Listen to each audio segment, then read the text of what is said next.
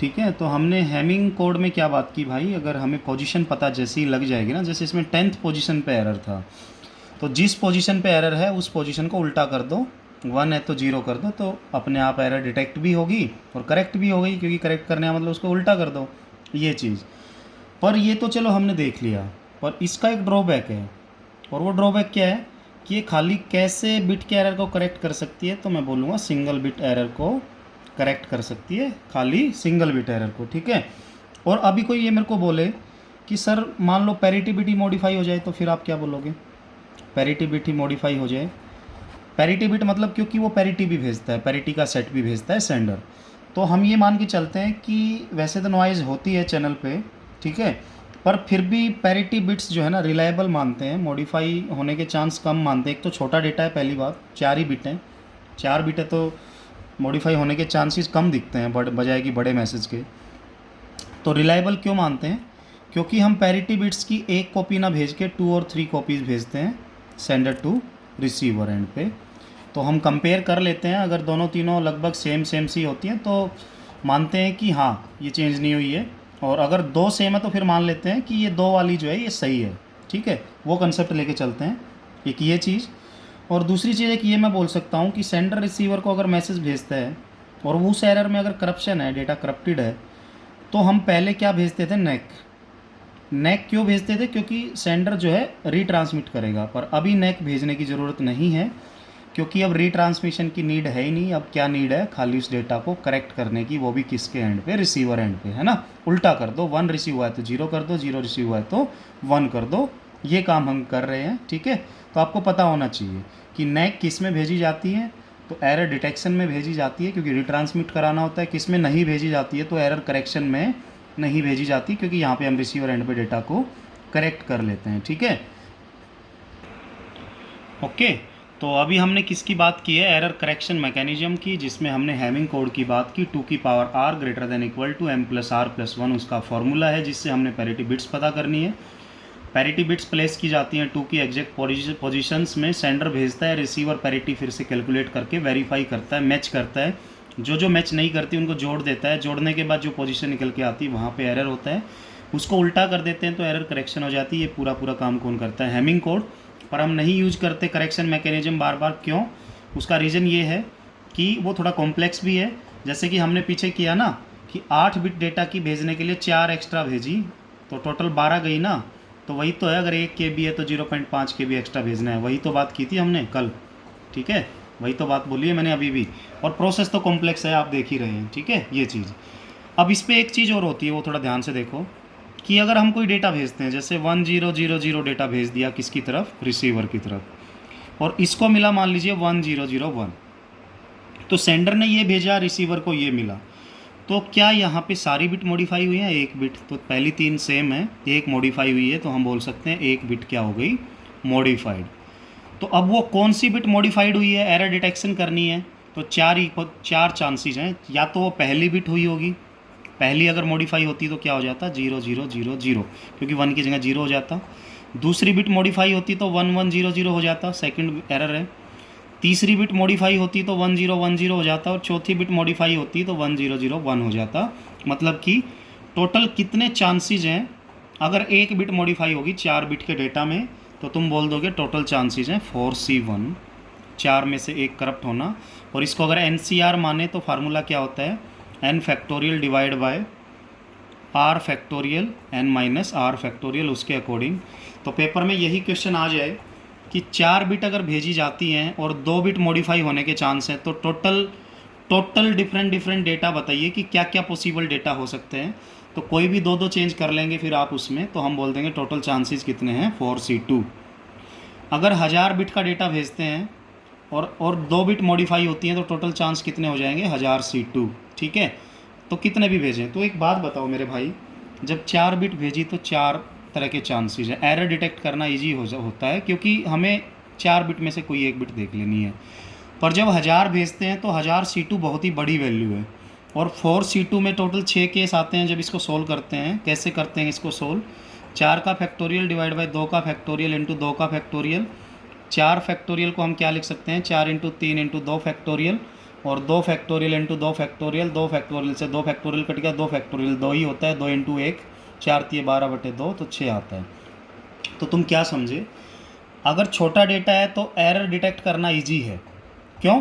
क्योंकि चांसेस कम है कि कौन सी बिट करप्ट होगी, हम इजीली डिटेक्ट कर सकते हैं। पर जब बड़ा डेटा है तो चांस बढ़ते रहते हैं। 1000 बिट 1000 C2 तुम करोगे तो बहुत बड़ी वैल्यू आएगी। तो एक बात अपने पल्ले पे गांठ लगा लो, कि दिमाग के अंदर ही गांठ लगा लो, क्या कि जब जब हम डेटा बड़ा भेजेंगे, जब जब हम डेटा बड़ा भेजेंगे तो एरर डिटेक्ट करने की एफिशिएंसी डिक्रीज हो जाती है, क्योंकि वहाँ पे चांसेस ज़्यादा हो जाते हैं बिट्स के मॉडिफाई होने के कि कौन सी 2 हुई होंगी। डिटेक्शन थोड़ा मुश्किल हो जाता है। ठीक है, तो क्या मान सकते हैं हम कि एफिशिएंसी की अगर मैं बात करता हूँ एरर डिटेक्शन स्कीम्स की, तो डिक्रीज हो जाती है। क्या हो जाती है? डिक्रीज। कब? जब लेंथ ऑफ डेटा क्या होती है, जब लेंथ ऑफ डेटा क्या होती है, इंक्रीज होती है। मतलब जब जब डेटा का साइज़ बढ़ेगा तो एफिशिएंसी डिक्रीज होगी, हम मान के चलते हैं। और जैसा कि आप जानते हैं कि एप्लीकेशन लेयर से नीचे डेटा आता है, प्रेजेंटेशन पे नीचे आता है, सेशन पे नीचे आता है, ट्रांसपोर्ट पे नीचे आता है, नेटवर्क पे फिर आता है डेटा लिंक लेयर पे। तो क्योंकि हेडर जुड़ते जुड़ते जुड़ते जुड़ते जुड़ते जुड़ते सबसे बड़ा डेटा हो जाता है कहाँ पे? डेटा लिंक लेयर पे। वैसे तो फिजिकल लेयर पे बोलते हैं, पर यहाँ तक भी देखें तो बड़ा हो जाता है। तो तुम क्या समझे कि जैसे जैसे डेटा ऊपर से नीचे आता रहता है, बड़ा होता रहता है, और सबसे बड़ा यहीं पे है अभी तक। और जब बड़ा डेटा है तो एफिशिएंसी एरर डिटेक्शन की डिक्रीज हो जाती है। तो इसको दूर करने के लिए तुम क्या करो, इसको दूर करने के लिए तुम क्या करो, डिवाइड करो इस लार्ज अमाउंट ऑफ डेटा को। जो बड़ा डेटा है उसको डिवाइड कर दो किस में? छोटे छोटे पार्ट्स में। छोटे छोटे पार्ट्स में, जैसे 1000 बिट थी तो 25 पार्ट में डिवाइड कर दो। ठीक है, तो 40-40 बिट के अलग अलग हो जाएंगे ऐसे। क्यों? क्योंकि ऐसा अगर करेंगे तो छोटे छोटे डेटा की यूनिट्स रहेंगी, तो एरर डिटेक्शन की एफिशिएंसी इम्प्रूव होगी, है ना, ये मानते हैं। और बड़े बड़े पार्ट्स को छोटे छोटे डेटा में डिवाइड करना क्या कहलाता है? फ्रेमिंग कहलाता है। क्या कहलाता है? फ्रेमिंग। तो फ्रेमिंग हम कौन सी लेयर पे पढ़ते हैं? डेटा लिंक लेयर पे। और फ्रेगमेंटेशन कौन सी लेयर पे पढ़ते हैं? नेटवर्क लेयर पे। तो क्या समझे तुम फ्रेमिंग से, कि जब जब डेटा का साइज़ बढ़ेगा तो एरर डिटेक्शन करना, एफिशिएंसी डिक्रीज होती है। उसको बढ़ाने के लिए फिर से हम बड़े डेटा को छोटे छोटे पार्ट्स में डिवाइड कर रहे हैं, और ये छोटे छोटे पार्ट्स में डिवाइड करना ही क्या कहलाता है? फ्रेमिंग। तो फ्रेमिंग कौन सी लेयर का फंक्शन है? सेकंड, मतलब डेटा लिंक लेयर का। तो हम देख लेते हैं कैसे बड़े बड़े डेटा को छोटे छोटे डेटा में कन्वर्ट करते हैं। उस टेक्निक को हम क्या बोलते हैं? Framing. Why? For to increase the efficiency of data, या एरर डिटेक्शन स्कीम्स, ये बोल सकते हैं। तो इसका जो सबसे पहला मैकेनिज्म है वो होता है कैरेक्टर काउंट। क्या बोला मैंने? Character count. देखो ये क्या बोलता है, ये बोलता है डेटा लिंक लेयर को डेटा कौन सी लेयर से मिलता है? ऊपर से, नेटवर्क से। और नेटवर्क लेयर पे अगर डेटा है, ऐसा है मान लीजिए 1592, क्या बोला मैंने? 1592.363.21.902 मान लीजिए डेटा है। कुछ भी हो सकता है, ये आप अलग भी लिख सकते हो। तो वो बोलता है कि हम इसको डेटा लिंक लेयर पे लेके जाएंगे, तो इसको पार्ट्स में डिवाइड कर देंगे, और सबसे आगे कैरेक्टर काउंट लिखेंगे। जैसे 4 लिख दिया सबसे पहली में, सबसे पहली फील्ड में, तो 4 का मतलब है कि अगली 4 जो डिजिट्स आएंगी वो आपका डेटा होगा, और ये कैरेक्टर काउंट वैल्यू है। इसको क्या बोलते हैं? Count value. तो पहली काउंट वैल्यू क्या है? 4। तो इस डेटा की पहली 4 वैल्यू यहाँ पे डाल देंगे 1592। ठीक है, तो सबसे पहले कैरेक्टर काउंट वैल्यू लिखी। कैरेक्टर, क्योंकि एक एक कैरेक्टर 8-8 बिट का होता है, तो 1 को 8 बिट में लिखो, 5 को 8 बिट में लिखो, लिख सकते हैं आप इजीली। ये मैसेज का होता है ऐसा। ठीक है, तो ऐसे।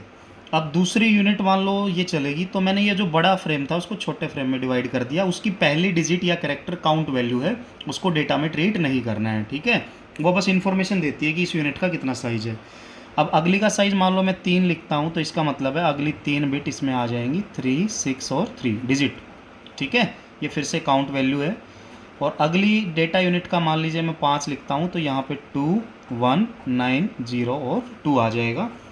तो कोई भी प्रोसेसिंग जब भी होगी, तो जैसे 4 आपने पढ़ा तो कैरेक्टर काउंट पढ़ा, फिर अगले 32 बिट को, मतलब 4 बाइट हैं ये, एक करेक्टर 1 बाइट का होता है, तो इनको frame as a frame treat करेगा, इन चारों का काम करके फिर अगले फ्रेम पे काम करेगा, फिर अगले फ्रेम पे छोटे छोटे करके ऐसे करता है, ठीक है। तो काउंट वैल्यूज़ का ये फ़ायदा होता है।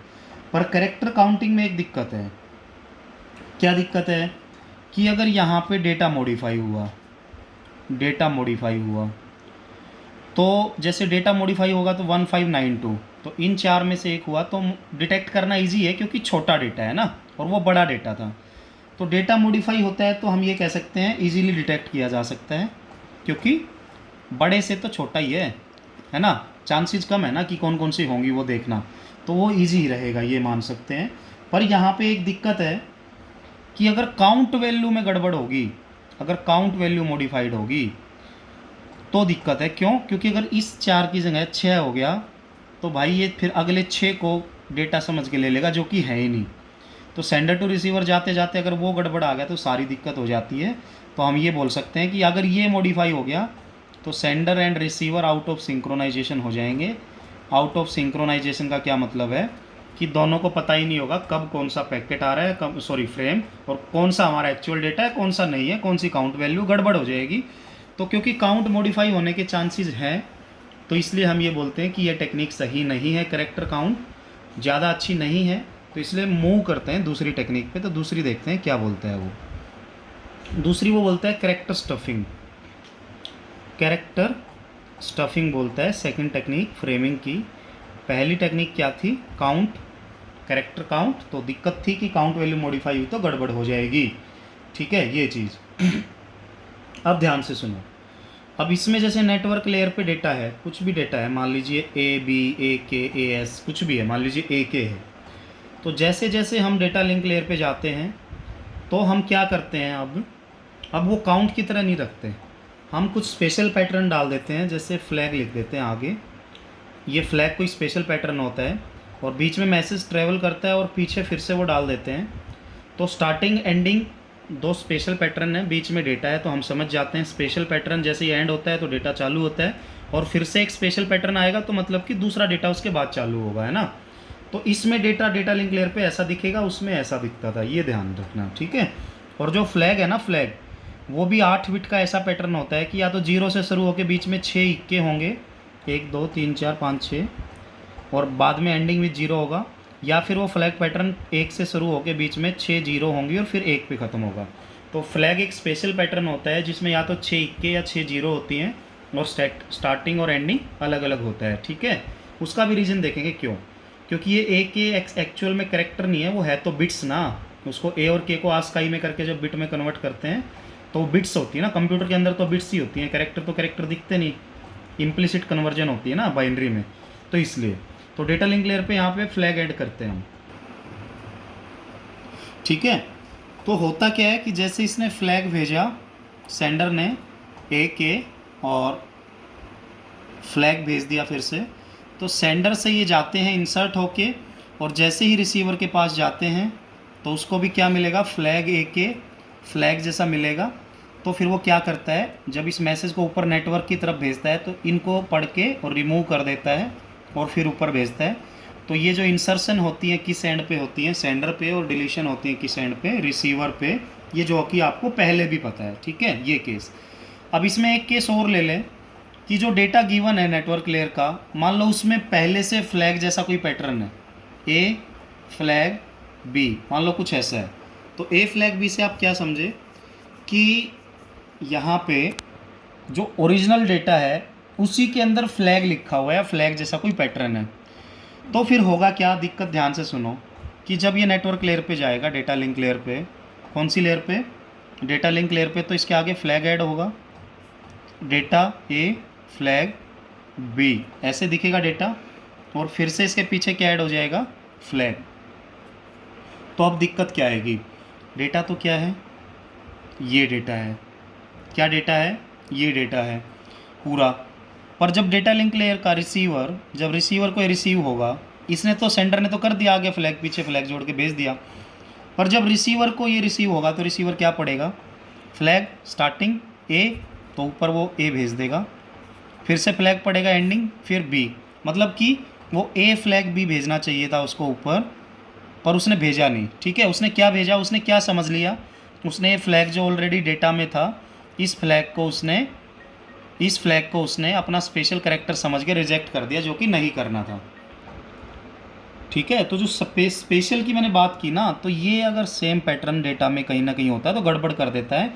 तो इसलिए वो नेटवर्क लेयर से जब भी डेटा आता है तो हम इसको ऐसा ना भेज के कैसा भेजते हैं, फ्लैग पैटर्न देते हैं ए, और अगर फ्लैग के जैसा कोई पैटर्न है तो उसके आगे लिख देते हैं ESC एस्केप, और वहाँ क्या लिख देते हैं, फ्लैग। ठीक है, फिर बी, और बी के तुरंत बाद फिर से क्या आता है, फ्लैग। तो अगर जो हम स्पेशल पैटर्न यूज करते हैं डेटा को क्या करने के लिए, तोड़ने के लिए, अगर वही कहीं ना कहीं खुदा ना खास्ता अगर नेटवर्क लेयर के डेटा में ही अवेलेबल है, तो उससे पहले हम क्या कर देते हैं, एस्केप करेक्टर यूज कर देते हैं। जिससे होता क्या है कि जब ये किसके पास पहुंचता है, रिसीवर के पास, तो रिसीवर को अगर कहीं ना कहीं एस्केप मिल जाए तो वो समझ जाता है कि अगला जो डेटा आएगा स्पेशल पैटर्न के जैसा, वो स्पेशल पैटर्न ना होके हमारा डेटा होगा ओरिजिनल। तो अब वो ऊपर क्या भेज देगा, ए फ्लैग बी भेज देगा। पहले फ्लैग को कैंसिल करेगा, एस्केप को भी कैंसिल करेगा, उसका काम ले लेगा, और फिर इनको रिमूव करके और ये भेज देता है, तो काम चल जाता है। तो तुम क्या समझे कि जब भी ये क्वेश्चन आ जाए तो एक बात समझ लेना, क्या बात समझ लेना, कि हमेशा वो क्या करके भेजता है, उसके आगे एस्केप लगा के भेजता है। ठीक है। अच्छा, एक क्वेश्चन देता हूँ, अगर पेपर में एक क्वेश्चन आ जाए कि नेटवर्क लेयर पे डेटा है, मान लीजिए AB एस्केप फ्लैग और के, मान लो यही डेटा है, तो एस्केप और फ्लैग दोनों ही आ गए अब उसमें डेटा में नेटवर्क लेयर पे। तो फिर क्या होगा डेटा लिंक लेयर पे, ध्यान से देखो, फिर डेटा लिंक लेयर पे क्या होगा, फ्लैग तो ऐड करेगा ही करेगा, ए भी रहेगा, और एक और एस्केप डाल देगा इस एस्केप से पहले ये लिख देगा, एक तो ये एस्केप डाल दिया पहले। ठीक है, और फिर से क्या करेगा, एक एस्केप और डालेगा, किसके लिए, इस फ्लैग के लिए। ठीक है, और फिर के, मतलब कि जो स्पेशल कैरेक्टर हुए थे, एक एस्केप और एक फ्लैग, तो जैसे ही पहला एस्केप आएगा तो समझ जाएगा अगला डेटा है, समझ गए, और फिर से एक एस्केप आएगा तो फिर से समझ जाएगा अगला भी डेटा का पार्ट है, न कि हेडर, मतलब या कि अपनी इन्फॉर्मेशन का, उस इन्फॉर्मेशन का पार्ट नहीं जो कि फ्रेमिंग करने में काम आती है। तो ऐसे, पर ऐसे करने से आप देख पा रहे हैं कि कैरेक्टर्स इंक्रीज हो जाते हैं ना, जैसे 1 2 1 2 3 4 थोड़ा बढ़ जाते हैं। तो बोलता है वैसे कैरेक्टर स्टफिंग करते हैं यहाँ पे, जैसे कैरेक्टर्स हैं ये, तो कैरेक्टर स्टफिंग होती है, तो 8 बिट की स्टफिंग होती है। मान लो एस्केप को कुछ लिखते हैं, मान लो एस्केप का कोई डिजिट है, उसको 8 बिट में लिख देते हैं। ठीक है, तो इसको दूर करने के लिए वो तीसरा मेथड लेके आता है, वो बोलता है इसका ड्रॉबैक है कैरेक्टर स्टफिंग का, कि यहाँ पे ओवरहेड इंक्रीज हो जाता है, क्योंकि साइज इंक्रीज हो जाता है जब मोर फ्लैग हो डेटा में। कैसे, अगर जो ये डेटा है इसमें 5 फ्लैग हो, कितने फ्लैग हो, 5, तो इन 5 फ्लैग के लिए 5 बार एस्केप ऐड करना पड़ेगा, मतलब, और एक एस्केप अगर 8 बिट का है तो 8 पंजे 40 बिट एक्स्ट्रा भेजनी पड़ेगी, तो ड्रॉबैक है उसका। तो इसके लिए वो बोलता है बिट स्टफिंग यूज कर लो। क्या यूज कर लो, बिट स्टफिंग, जो कि लास्ट मेथड है किसका, फ्रेमिंग का। बिट स्टफिंग में देखो क्या बोलता है, वो बोलता है अगर यहाँ पे नेटवर्क लेयर पे डेटा है ए फ्लैग बी, क्या डेटा है, ए फ्लैग बी, तो डेटा लिंक लेयर पे कैसा दिखना चाहिए वो। ठीक है, तो डेटा लिंक लेयर पे कैसा दिखना चाहिए ये आप मेरे को बताइए। अगर डेटा लिंक लेयर की बात करूँ मैं, ठीक है, तो वहाँ पे हम क्या लिखते थे डेटा लिंक लेयर पे, पिछली टेक्निक में फ्लैग, क्या लिखते थे, फ्लैग ए, फिर एस्केप लिखते थे, एस्केप, और फिर ये फ्लैग, क्योंकि ये फ्लैग हमारे डेटा का पार्ट है, बी, और फिर से क्या लिखते थे, फ्लैग। तो यहाँ पे एस्केप लिखते थे, पर अभी क्या लिखेंगे, ध्यान से देखो, जैसे फ्लैग है, फ्लैग 8 बिट का पैटर्न है, मान लो ये मान लेते हैं 1 2 3 4 5 6, ये है मान लीजिए 2 4 6, और ये फ्लैग है। ए क्या होता है, ए तो कैपिटल ए आप जानते हैं 65 होता है आस्काई में, तो 65 लिखो। 65 क्या होता है, 0 1 0 0 1 2 3 4 5 और 1, ये 65 लिख दिया मैंने, और ये फ्लैग पैटर्न है।